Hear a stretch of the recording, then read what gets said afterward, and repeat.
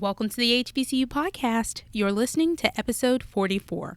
If you're an avid listener or just joining us for the first time, here we're joined by some awesome HBCU grads in the form of co-host and guest. We also focus on all the great things HBCU alumni are doing all over the world. On this episode, we speak with Antonio McFarland. He's a graduate of Claflin University. Antonio currently serves as Assistant Director of Admissions at Claflin University. He's also a motivational speaker and author. During this episode, we discuss how his HBCU experience helped him see the world, his new book, and how his chosen career path continues to provide access to students in pursuit of higher education. Keep listening. It's the HBCU podcast.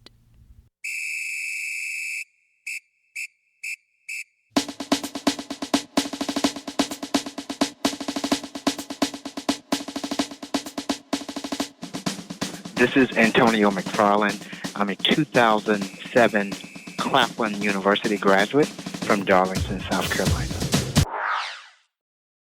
Welcome to the HBCU podcast. Thank you so much. Thank you for inviting me. Yeah, of course. As soon as I saw your announcement that you were putting out a book, I was so excited. I was like, oh my gosh, I have to have Antonio on the podcast. Wow, that means a lot. So you're from Darlington. I am. I'm a proud native of Darlington, South Carolina, and I never forget where I come from. That's home for me. So I oftentimes go back a lot. So that's home for me. So I knew a lot of people from Darlington when we were at Claflin together. And what is it, Mayo and it was Mayo back in the day. It was Mayo and St. John's. And so when the district consolidated with the high schools, they renamed St. John's to Darlington High School, and then they kept Mayo's name because that was a predominantly predominantly black high school. So they renamed it as a STEM school. So it's the Mayo Magnet School for Science and Technology. So math, science, and technology. So but now they still have Mayo and Darlington High. So I graduated in 1997 from Darlington High. So how exactly did you end up at Claflin? I did not pretty much know what I was going to do when I graduated from high school. I was involved in a car accident, and after high school, I had to undergo some minor surgery, so I did not go straight into college. However, when I was in high school, I still did not have all of the information I needed to prepare for college. Mm-hmm. And so I kind of did a lot on my own, researching different colleges. And I was told to just go to a technical college and, not think about four-year colleges. And so I saw a ton of acceptance letters from my friends, and I was like, wait a minute.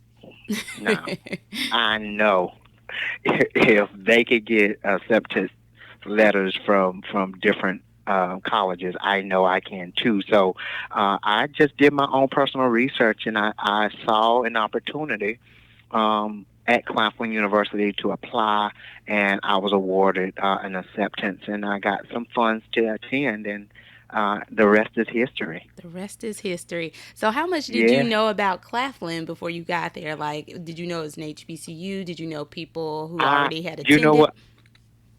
I didn't. I didn't know anyone that attended Claflin. I just did my research on colleges, HBCUs in South Carolina, and it was just something that drew me to Claflin. I never stepped foot on the campus until it was time to move in. Mm-hmm.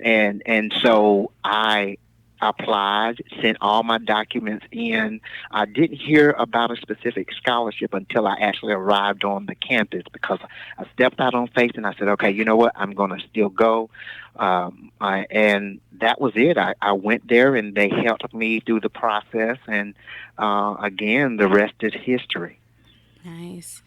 Yeah, I mean, that's cool to know because sometimes I'm always thinking people ended up, well, I meet a lot of people who came to Claflin and they came to Claflin because a cousin did or a sister did or a brother did or they met an admissions counselor who, came to their school. So it's interesting that you were just out here researching and you felt, a vibe about the university. Yeah, yeah, and that's there's so many students who are still out there who just don't have support and don't have the information.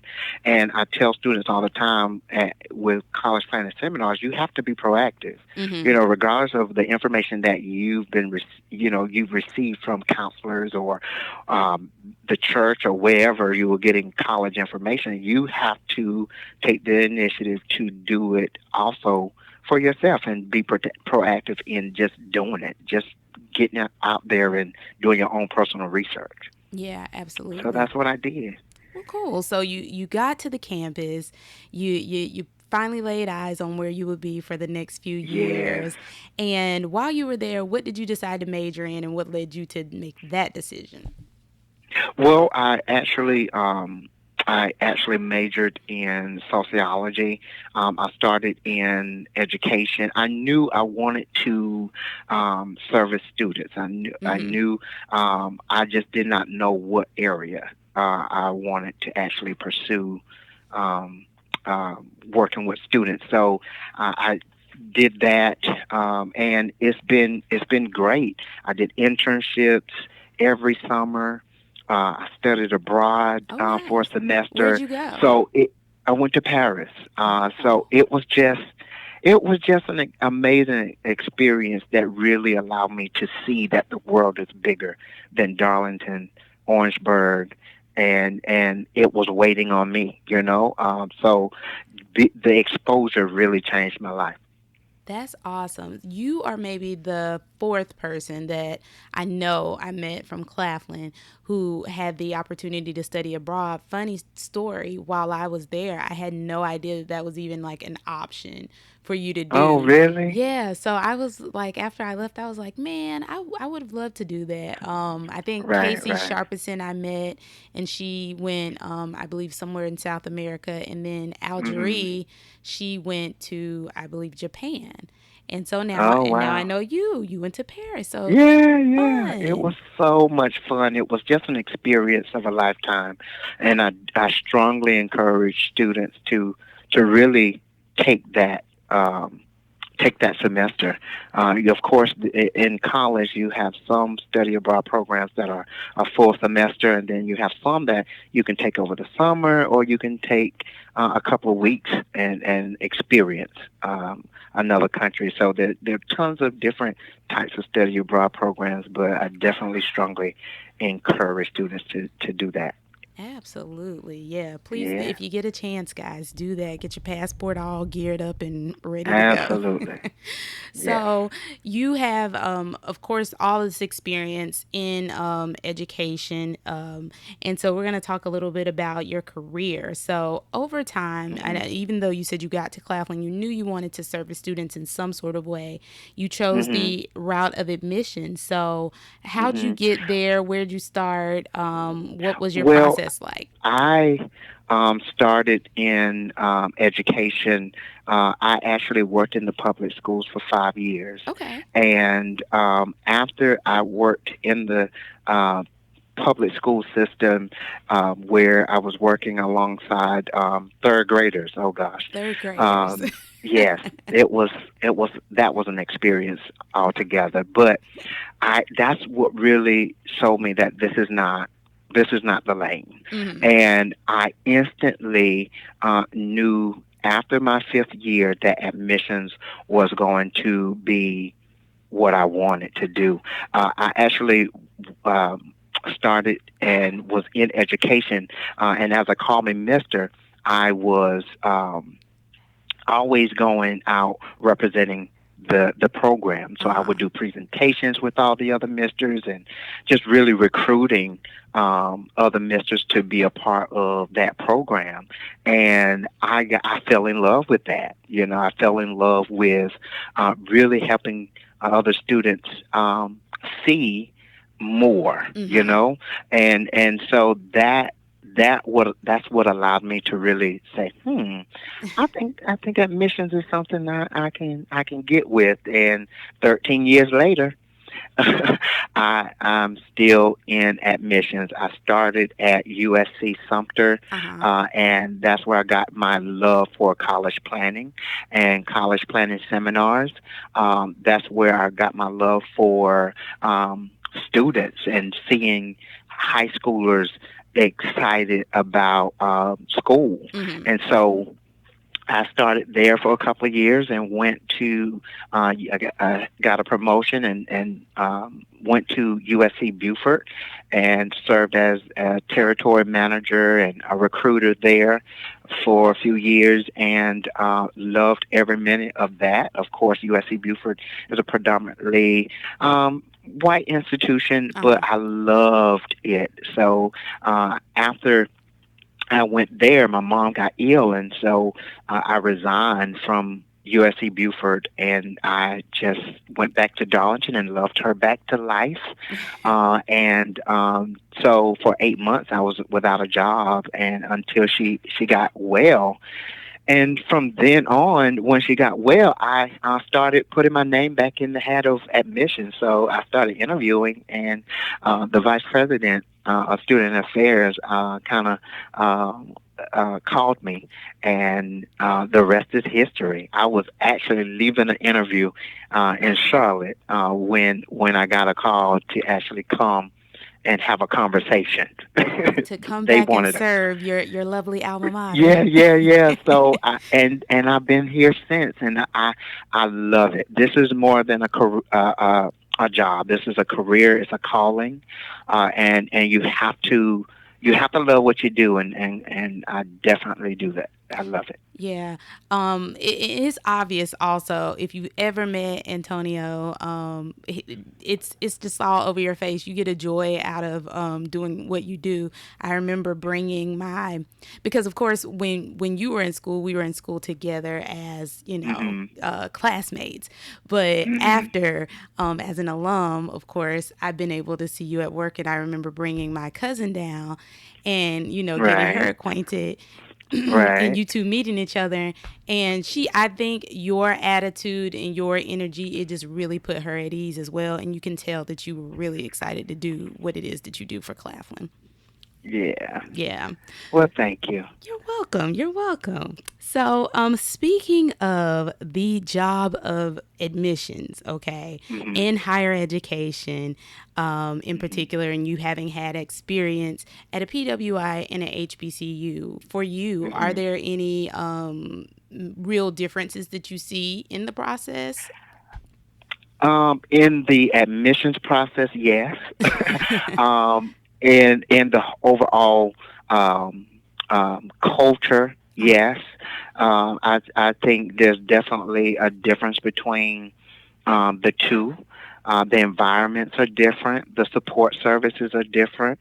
The way things are done are just different. And, I tell students all the time, you have to find a school where you fit, because that's going to be the key to their success. And if they can maneuver at a PWI, if they can, really find what services are out there for minorities, and if they got a great, support system there on that campus of a PWI, you're going to do well. If you can manage your time, and a lot of PWIs are huge, and so you have to know how to navigate and find your niche and find the resources versus, an HBCU is totally different. So yes, I've seen the two, and I'm grateful to actually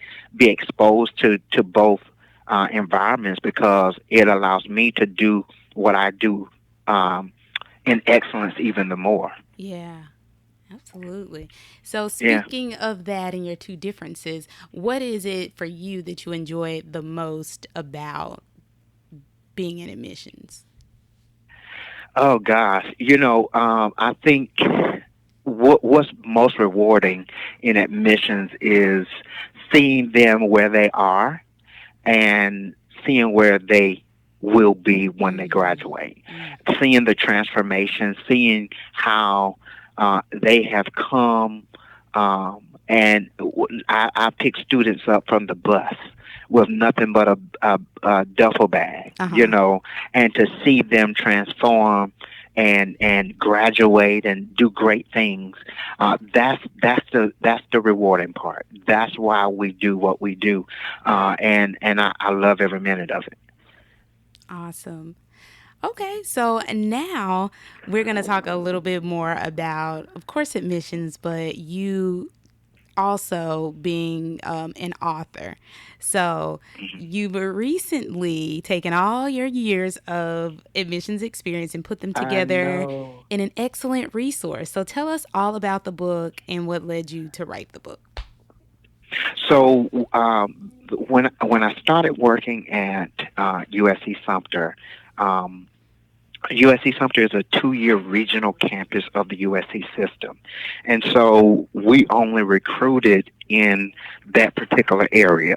And Okay. so um, my director, which is currently my mentor, his name is Keith Britton.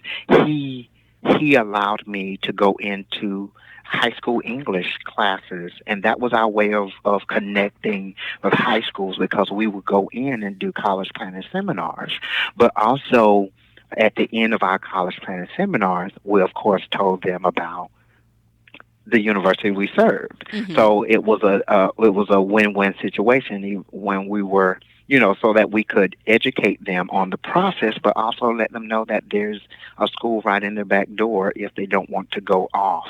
So I got my love there, and I'll never forget. And the book, it's one of the dedications.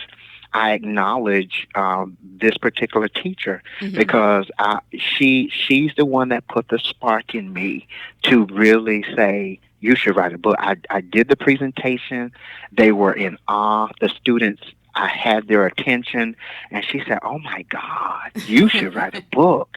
And I said, "Oh, never thought about it, never imagined doing it." But years later, it allowed me to see that students just lack information. They did not plan. Mm-hmm. They did not know the process.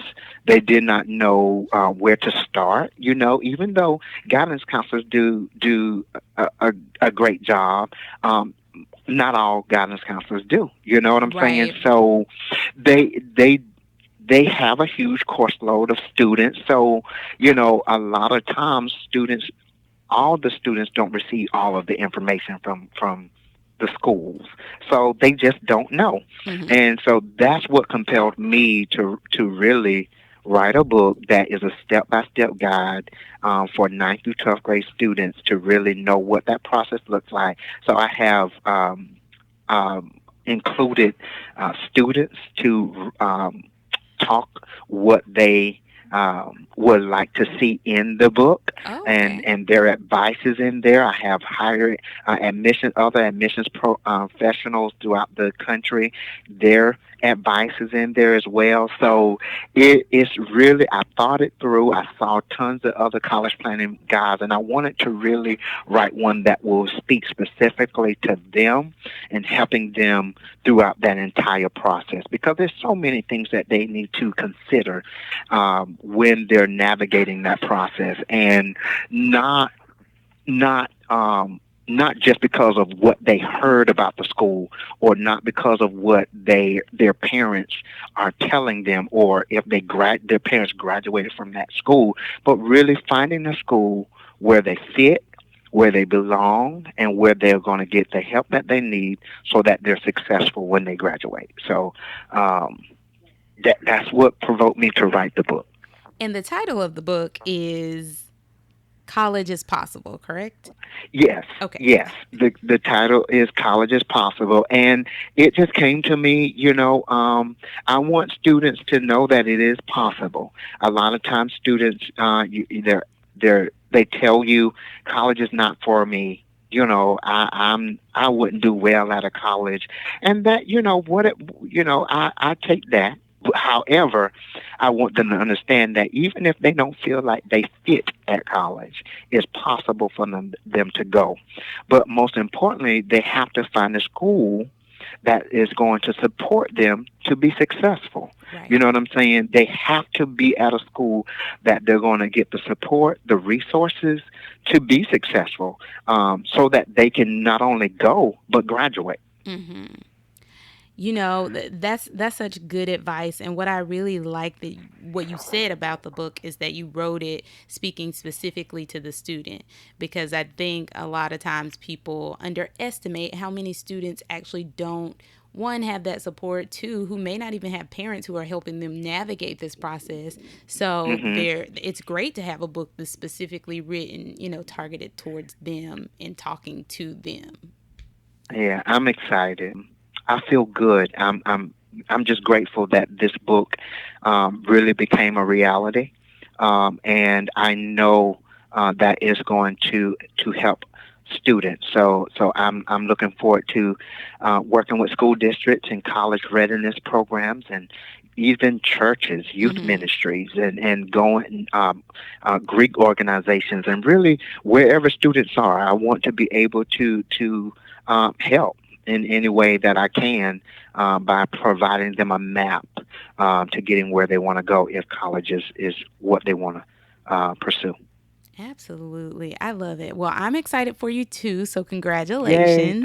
Thank you so much. And of course, I'm going to ask you where they can find the book or how they can get their hands on the book, because you have coming up a really great event, which is your book release and something else. So, tell us a little bit more about that and where they can grab this resource. The book is available now on pre-order on my website at www.antoniomcfarland.com. However, after it's released, the release date is on my birthday, Oh, which is this month, July 27th, and it will be available after the 27th on Amazon and Barnes and Noble. So I'm excited to be celebrating 40 years of yes. life on the 27th, but also releasing my book on that particular day. So it's definitely an exciting time, and I'm going to celebrate. A lot of my supporters and family and friends and colleagues are going to be attending. So proceeds from the actual celebration, I've established a scholarship.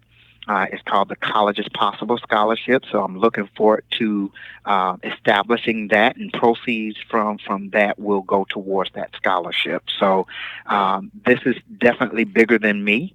Awesome. I want other students to realize the power of education Mhm. and what the doors and opportunities are open as a result of going to college. That is awesome. So, your birthday and your book will release at the same time. So, congratulations again and happy early birthday.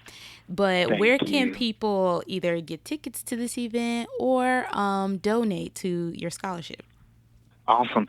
So it's at collegeispossible.eventbrite.com. Okay. And so it's in Florence, South Carolina, on July 27th at the Waters Building, which is downtown Florence, South Carolina. And I'm just excited. They can purchase tickets if they want to donate. There's a donate tab on my Eventbrite link. So, or they can inbox me if they want to send a donation. They can inbox me, and I can give them my information that way. But Nice. they can also mail. On my website is my post office mailbox, and so on the website they're able to see my post office mailbox information and send it there as well. Nice. And don't worry if you missed any of this. We'll definitely be sharing all of this information in our show notes as well as on the hbcupodcast.com. So all of the links will be there so that you guys can donate and get tickets if you care to. So, still talking about admissions because obviously I have an expert on the line with me. Oh What gosh. is one of or some of the misconceptions that come with being a part of higher education in the admissions area? I recently spoke with Jeffrey Pierce, who works at Edward Waters, and we Who's talked. another native of Darlington? Yay. Right, you guys are authors and in admissions. There's so many connections. Yeah. But we were talking about the college admission scandal and a bunch of that type of stuff. But just hmm with all that news and what people deem they know about your particular profession, what are some of the misconceptions? Well, I think one of the misconceptions um, is that college is um, it's a frightening experience, and I think another misconception is that college is not affordable. Mm-hmm. I that's number one. I think students are frightened. I think we have really um, um, did a disservice in just steering students to college, and they not know that they have to pay for it as well, Uh-huh. and they have to also find funds to go, and are So I think one of the myths is you just can complete an application and arrive on campus. Mm-hmm. That's not. You can't do that. Um, you have to find funds, and you have to know where the scholarships are. You have to know where how to navigate that process and what's out there. I think another myth is that they just feel like college is not possible for them. Mm-hmm. I think they are frightened and scared to go because I was from Darlington. Students come from all over the country to come to Claflin, and some are confident and okay, some are not. Uh-huh. They're frightened to death. But I think finding a school where they fit and where they are going to really, really feel like it's a home away from home. That's where they're going to do well. I tell students all the time, you have to be happy where you live and happy where you learn. Because if you're not, you're going to be calling home. You're going to be in your room. You're going to be not taking advantage of organizations and being well-rounded. Mm-hmm. And so there's a lot of misconceptions. And so I'm just helping. I'm trying to help break those myths. Another myth is with HBCUs. Students feel like HBCUs don't deliver, Mm-hmm. and they're not quality programs at HBCUs. I beg to differ. HBCUs still matter. They still exist. They're, they're important, and they really produce great, successful people. And research shows that we are able to go and deliver anywhere Mm-hmm. when we are prepared. And I think HBCUs do a great job in preparing students. Really, we call it the Claflin Confident, Oh, yes. but at Claflin, but I think students really have to evolve and really belong at whatever school they attend. Nice. Yeah, those are some really great misconceptions, and I'm so glad you talked about those. And I'm also glad that you brought up the HBCU portion because we kind of get the brunt of it all. But of course, college is possible. HBCUs are a great place to get an education. I'm right here speaking to one of the gyms that they produce. Yay. So Speaking of all of the misconceptions and everything related to your field and going to college, you're also a speaker. So when it comes Hmm. to you speaking, are you speaking to a Hmm. specific demographic? Are you still speaking about college when you speak, or are you kind of motivational Well, speaking? yes, it's motivational speaking. I also do college planning seminars. I do, I want to be in front of audiences to really encourage them to continue to dream big, Mm-hmm. to really, really overcome their fears of whatever. That they fear in getting to their next, and planning, and so there's a number of um, um, speaking topics that I do, and I'm just excited to be one of the many great speakers because there's so many powerful public speakers out there, and I'm just trying to follow in their path. But it is definitely one of the things I enjoy is getting in front of a crowd of youth to really talk about how important it is to plan and prepare for college, but most importantly, how powerful it is um, to have a higher education. You know, um, you have to have more Mm-hmm. uh, than just um, a high school diploma, and we want them to go to a college that's going to really equip them and prepare them to not only be successful but marketable. So, let's talk a little bit about HBCU life. So now we're gonna go like down memory lane, if you don't mind. Okay. Okay. So, of course, you and I both are Claflinites, and Hmm. Claflin. Everybody has various experiences while there, but for you, what would you say was your favorite or HBCU memory or undergraduate experience while at Claflin? You know, when I went to Claflin, I was just inspired by black excellence. You know, just being around um, colleagues and students in the classrooms that were really, really um, striving for excellence. You know Mm-hmm. what I'm saying? And it really empowered me to really see other people that looked like me, that was going after their dreams, and it was encouraging. It was empowering.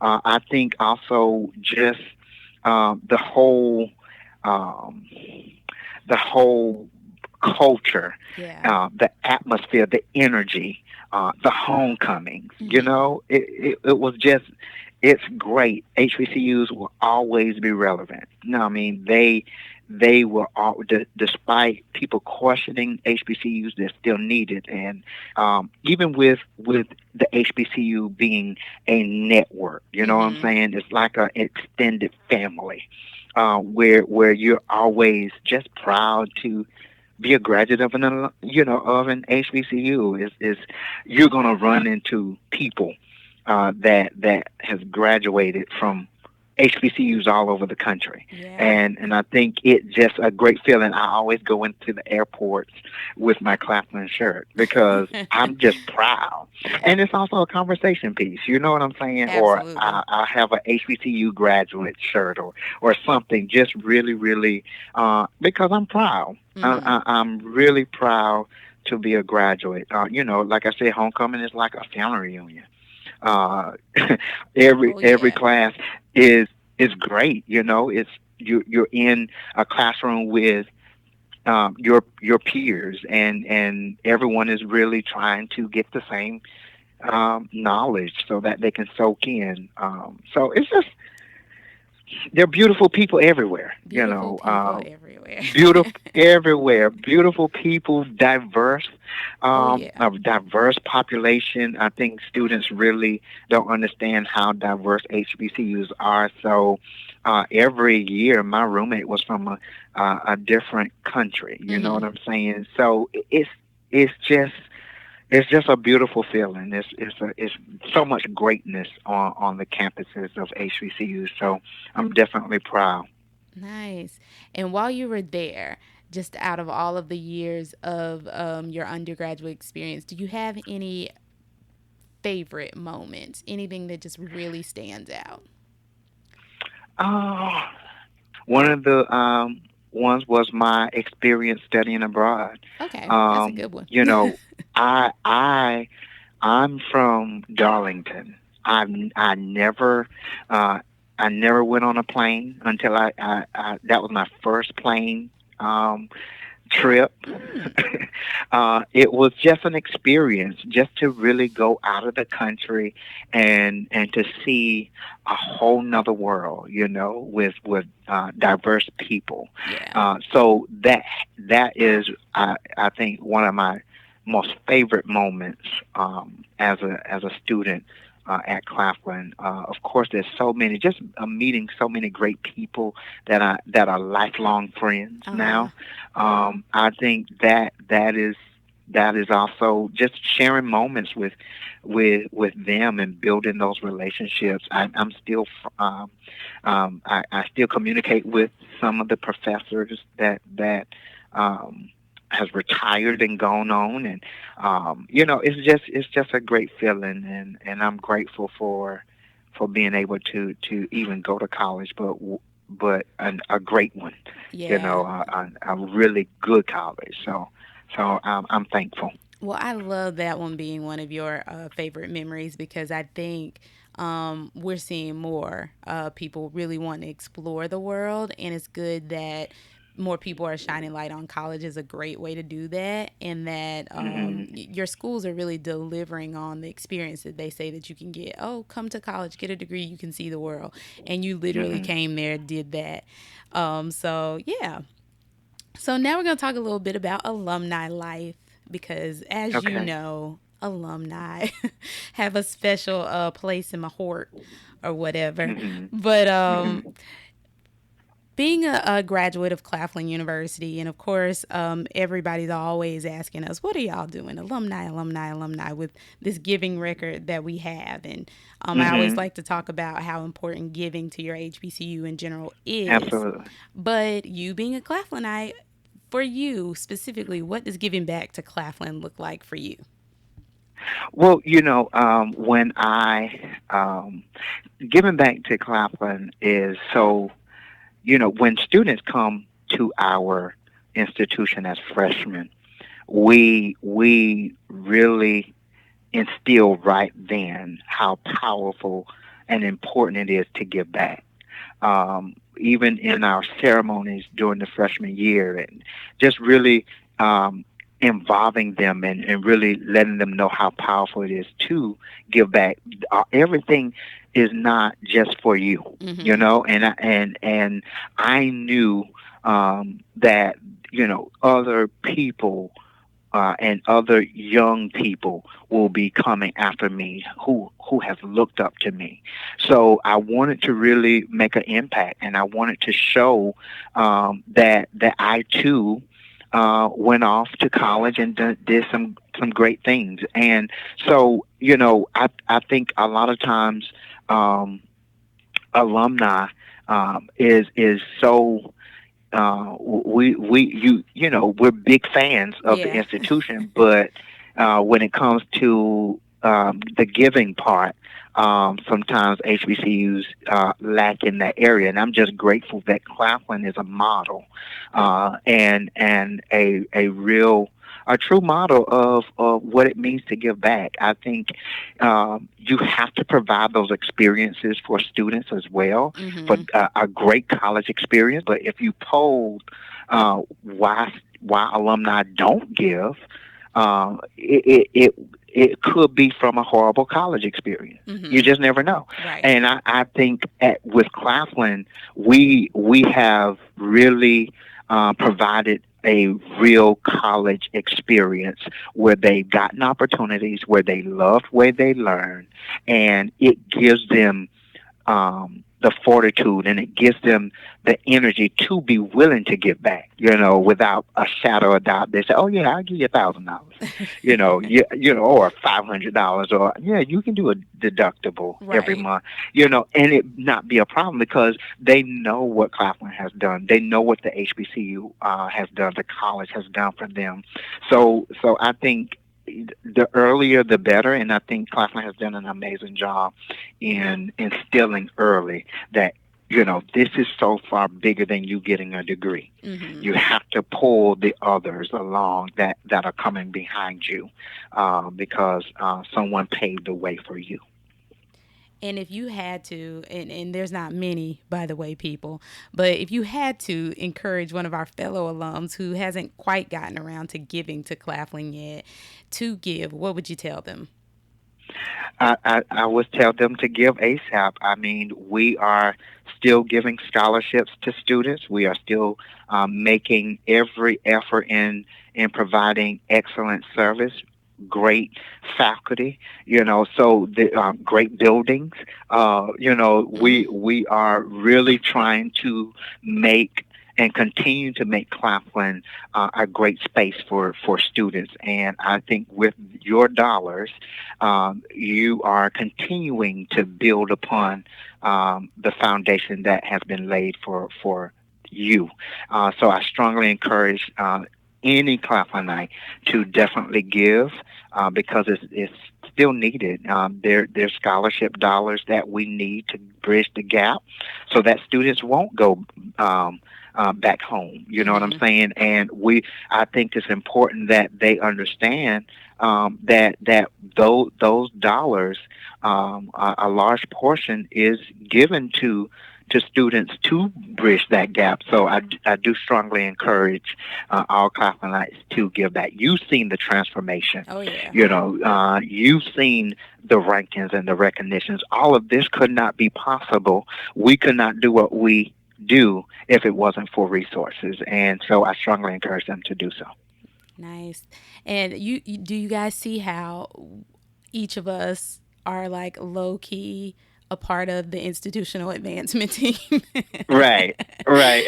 So that's another little hint out here for all the HBCUs. We all work for institutional advancement for free, of course, but we Absolutely. do. Absolutely. I see alum all over the country when I'm traveling for Claflin, and they're diehard fans. Hmm. And I love every minute of it. Absolutely. Okay, so I can't have you on the podcast without asking you this because we have, as alumni and of course you as staff, have recently received news of a new president at Claflin. Yes, yes, yes. And of course, you're right there in the thick of it all. So, how excited are Uh-huh. you about our new president and the direction of Claflin University? Oh my gosh! Oh my gosh! I am super excited. I'm so excited that I'm grateful for Dr. Tisdale's legacy and his leadership and his transformation, and I'm just grateful that I had the opportunity to sit under his leadership, and I think it's very honorable for Dr. Tisdale to say, you know what, after 25 years, it's now time for me to pass the baton. A lot of Hmm. college presidents, they stay, Yeah. and if things are well, they'll stay forever. You know what I'm saying? However, I think it's so. I think it's so awesome that he knew when it was time to say, you know what, I've done what I've been set out to do. Hmm. I've accomplished everything. So I'm excited that he did that, but I'm even more excited to welcome Dr. Warmack. I think he's going to bring such a freshness to the institution. He's student serviced. Hmm. He has a student service background. He has administration skills. He knows how to continue to raise money. So he has the it factor, and I believe the board has done everything possible to select the best. And so I'm just happy and I'm excited to welcome him as we continue to move Claflin forward. I think this is an exciting time. The students are going to love him, I believe, and I think that they're going to be proud of the selection of Dr. Warmack. Nice.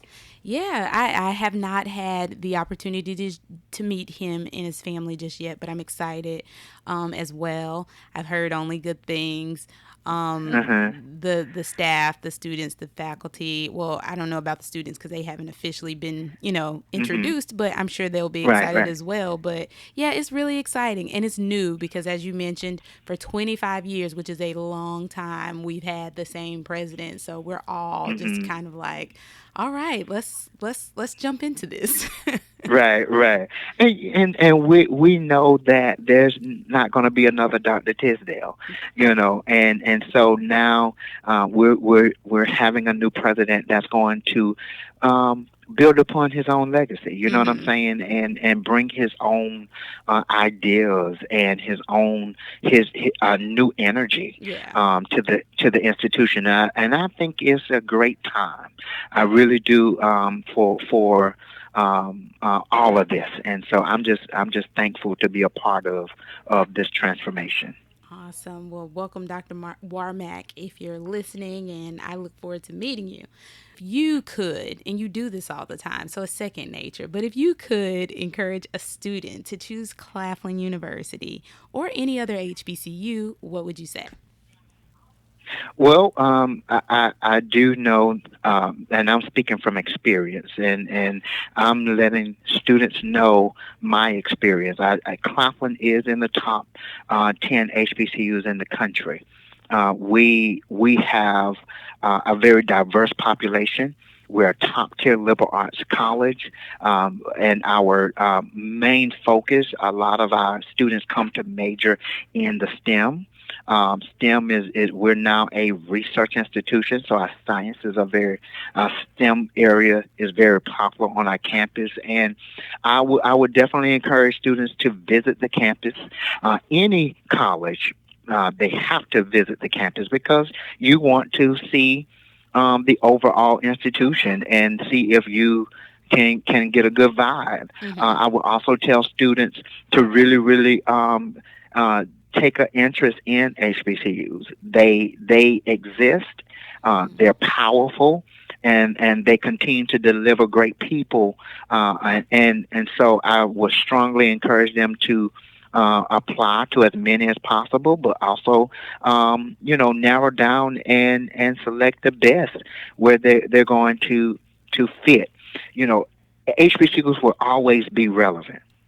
Yeah. They will always be relevant, and I believe that we have to continue to spread the message and encourage students to look at HBCU. So I would definitely let them know that college is possible, regardless Yes. of what you were told, regardless of what was told to you, what information that was not given to you.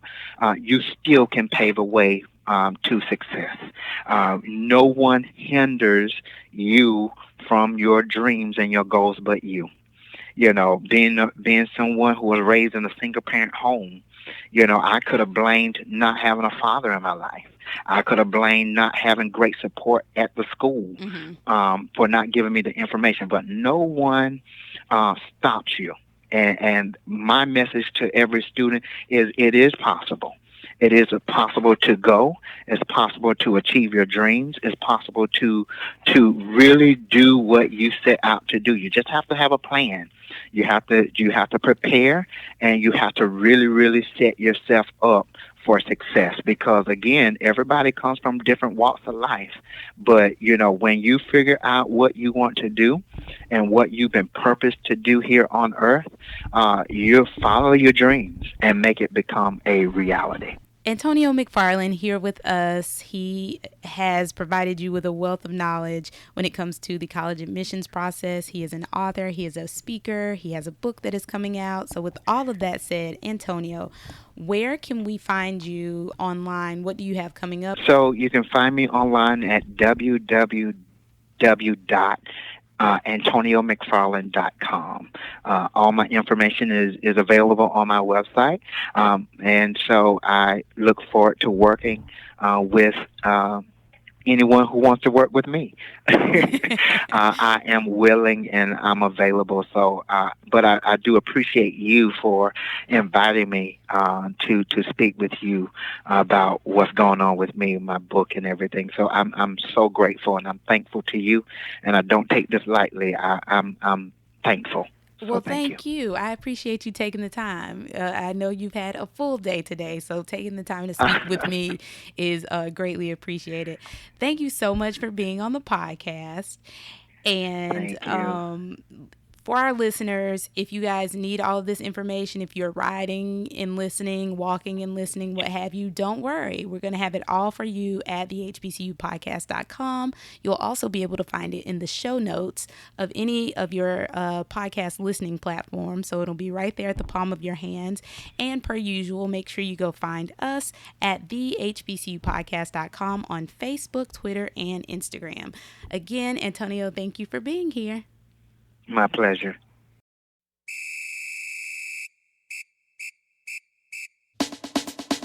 Thank you so much for listening to the HBCU podcast. We have so much more HBCU content on the way, so make sure you subscribe to the podcast, rate the podcast, and visit us at thehbcupodcast.com. And don't forget to follow us on Instagram and Twitter at the HBCU Podcast. Like us on Facebook. We love you for listening. Until next time.